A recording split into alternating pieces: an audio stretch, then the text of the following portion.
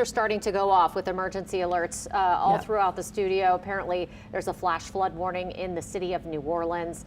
The rain has been coming down hard and heavy. Yeah, and Chris Franklin has all the details on that. We're going to head over to him right now. Chris, what can you tell us about this?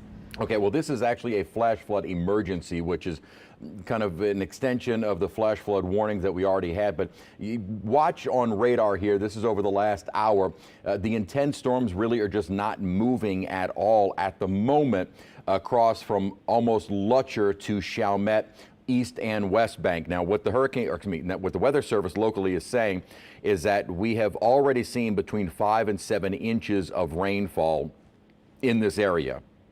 Flash flooding is already occurring. We could see an additional 2 to 3 inches of rain in these areas. So it's really all along kind of the I-10 corridor through the next couple of hours. So not to say that we're going to start to see high water levels in the metro area, but as we had seen from Eleanor Tabone earlier, the roads that run along a lot of our canals are going to be likely covered. You don't know where the street ends and the canal begins. So this is really re-emphasizing why you do not want to be out on the roads. Now, the storm is moving north. It's still able to tap into some very deep tropical moisture, and that's why you never write these storms off. And this one is producing some fairly significant rainfall totals, already has, and will continue to do so through the metro area. So I'm including from Lutcher, so river parishes, including LaPlace, down to Luling, Kenner, Metairie, all of New Orleans,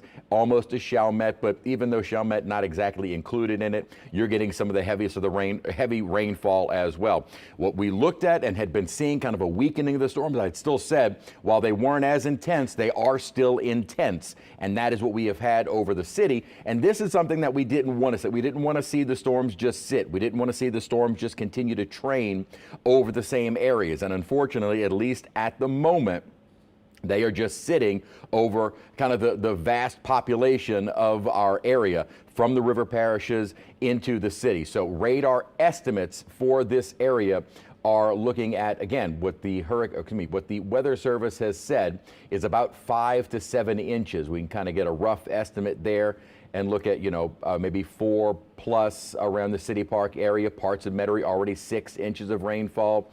Kind of the West Bank over 6 inches of rain, nearing 7 inches around the airport.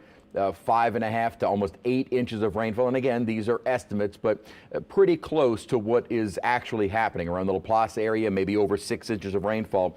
And these rainfall rates are intense enough that before this rain moves on, we may pick up another 2 to 3 inches. So add another 2 to 3 inches to these locations. You're now looking at nearing 10 inches of rain in a few of these locations. So this is more of a danger. This isn't just street flooding. This is getting higher water and becoming more dangerous if you are on the roads.